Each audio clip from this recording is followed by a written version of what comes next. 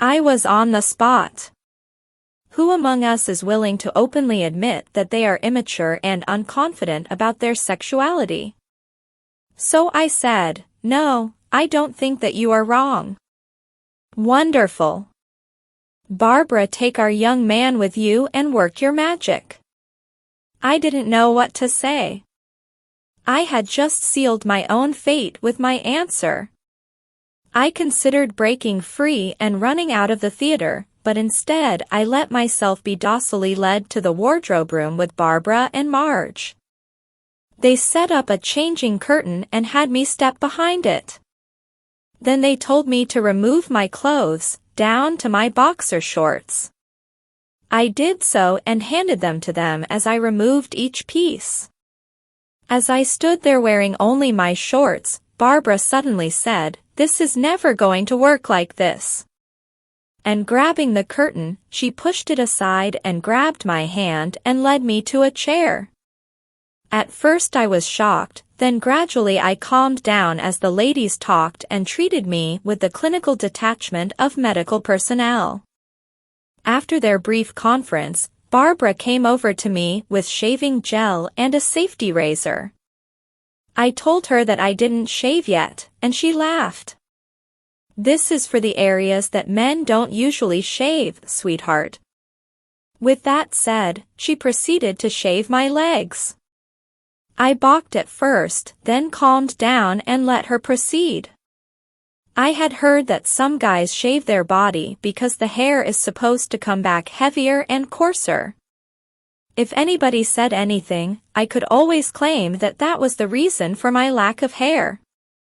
I personally thought that the claim was an old wives' tale, but I could use it as an excuse. After my legs, she started to lather my chest.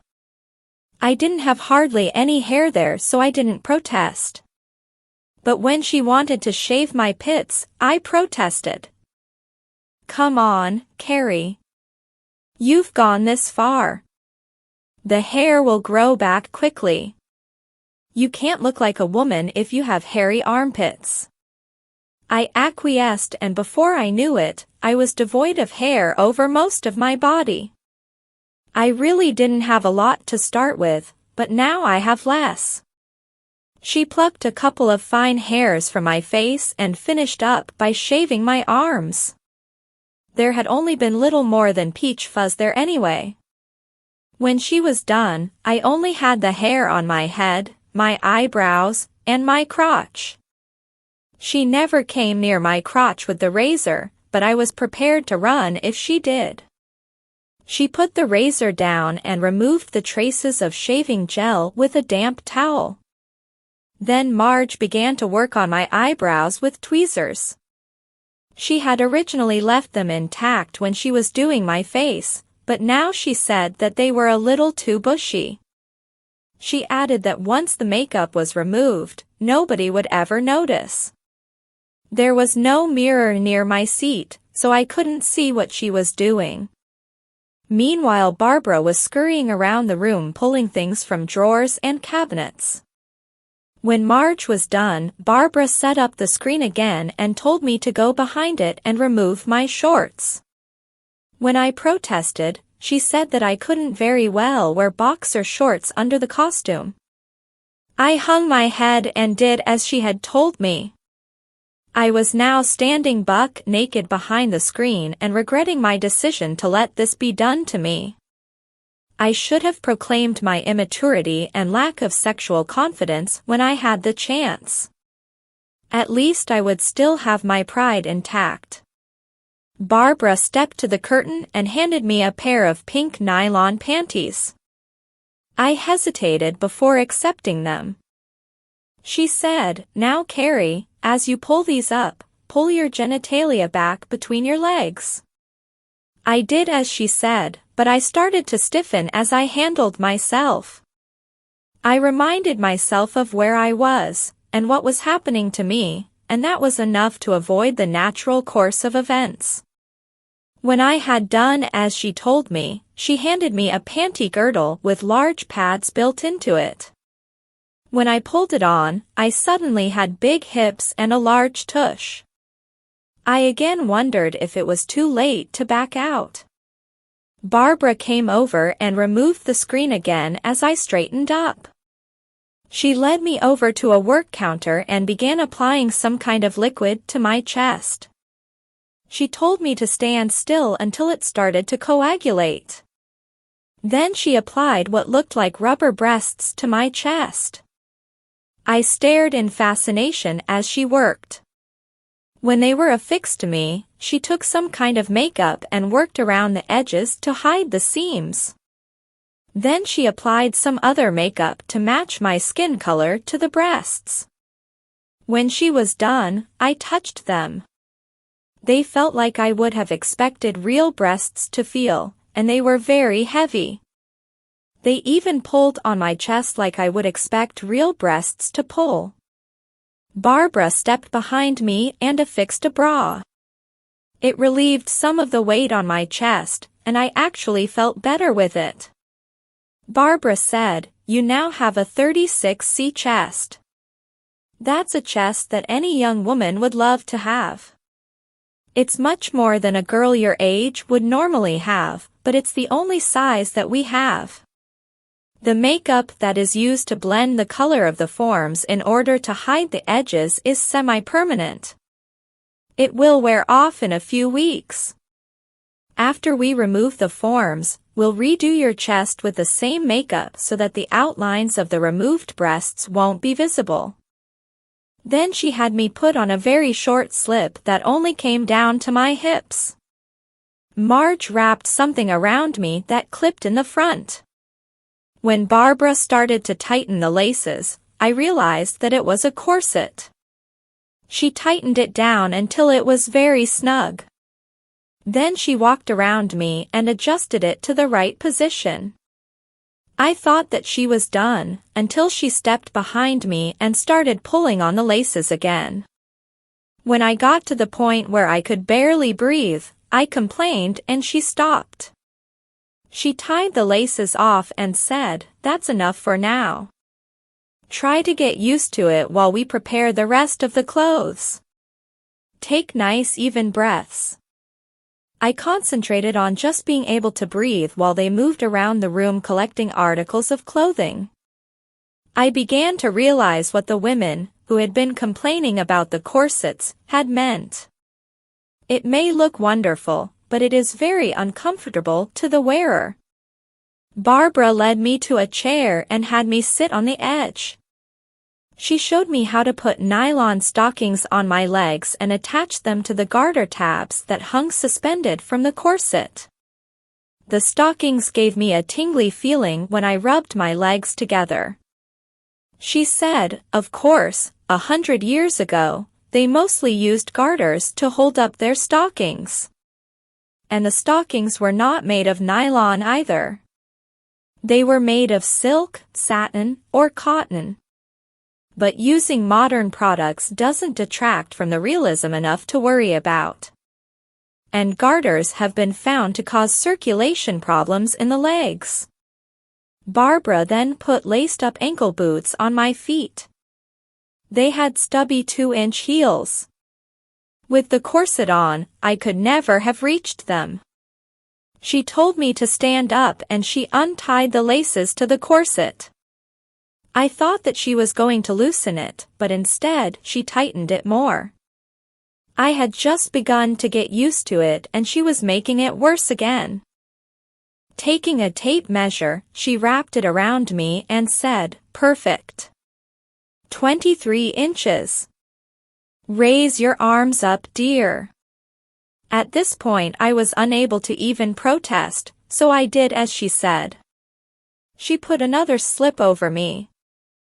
I thought to myself, good, at least she won't be able to tighten the corset anymore. I was concentrating on just getting enough air to breathe as she and Marge started piling clothes onto me. After several petticoats, they lowered a dress over my head and laced me into it. Marge explained that they didn't have zippers in the Victorian period. When they were done, I felt mummified. Did people actually dress like this once? Barbara started to adorn me with various pieces of jewelry as Marge touched up my makeup and combed my wig. Then they each worked on one of my hands, applying fake nails, shaping them and adding several coats of nail polish. As the final coat dried, Marge held ice cubes against my earlobes. By this time, I wasn't even asking questions anymore. I was just accepting whatever they did to me. Suddenly I felt a stab in my right ear, then my left. I said, "Ow, that hurt." "What are you doing?" "All done, I just have to swab them with a medicated swab to prevent infection." "Prevent what kind of infection?" "I've never had a problem before." "You've also never had your ears pierced before that I could see." "Pierced? Oh no. What are my classmates going to say?" "That you're really cool." A lot of rock groups have their ears pierced now, as well as their noses, tongues, eyebrows, navels, lips, belly buttons, and genitalia. But not in this town. Marge said, "Oh Carrie, don't be such a prude. Every young girl has her ears pierced. Most have multiple piercings these days. Mothers take their daughters to have it done when they are toddlers now. Besides, you couldn't wear the earrings that go with this outfit if your ears weren't pierced. If you don't continue to wear earrings, then the holes will seal up in a few weeks. Long before school starts in September. That's 2 months away. Well, I guess that it's too late now to do anything about it. That's the ticket. Just go with the flow." Barbara inserted long dangling earrings through the new holes. They hurt for quite a while, like any new wound would. After that they had me walk round the room while they examined my appearance and comportment. I felt terrible. My earlobes hurt, my ribs ached, and my toes felt like they were locked in a vice. I had very little mobility in the heavy dress and numerous undergarments. I walked back and forth as they made comments to correct my posture and bearing. When they were satisfied that they could not do any better, they led me to a full-length mirror and I got a chance to see me. I couldn't believe it. Staring back at me was a very pretty young woman. Of course, it was all a fake. My body had been pushed, stuffed, and crammed into these clothes. It was not my natural shape. My face was covered with foundation, blush, eyeliner, highlighter, mascara, and lipstick. And I was wearing a very real-looking wig. Adding in the fake fingernails and polish, and what do you have left? Only a small part of what I could see was actually me. But it was true that some of the guys in my class would never be able to pull this off. Dress them up in these clothes and they would still look like apes in drag. Barbara and Marge each took a hand and led me out onto the stage. Debbie had just finished getting ready in the makeup room with the help of Marge's assistant. Barbara introduced me as a Crystal. Mr. Tucker and the rest of the cast acted as judges. Most of the cast had not been there when the bet was started and were only told that the contest was between 2 girls to see who would have the role and who would be the understudy. Of course Debbie and I knew that she was secure in her role regardless of the outcome of the vote. They had us walk back and forth while they examined us. At first I was very nervous, but when nobody made any wisecracks, I started to feel more at ease. They asked us to do several scenes from the play. I knew all of the lines, inasmuch as I had been helping all of the actors since I had started there. When the votes were tallied, Debbie was declared the winner by a wide margin.